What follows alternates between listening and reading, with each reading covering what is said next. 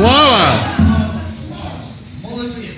Розлучувати не буду, тому що це в кожного з вас в серці, і з нас, власне, також. Тому то і прийшли.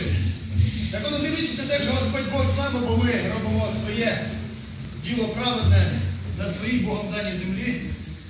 Але ворог прошу тримати сухим. Якщо, можливо, когось відстерів, подивіться, перевірте, шаблюку заточіть, набої десь трошки перевірте, да? Що треба хлопцям передайте?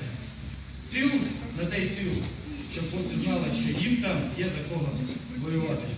А поки що пісня присвячується нашому великому головнокомандуючому, нашому великому козацькому ватажку, селянському, і не тільки селянському, да? Тобто такій людині, герою, в армії якого воював кожен третій підгородняк. І прізвище Махно не так просто вже також поширене на нашій території.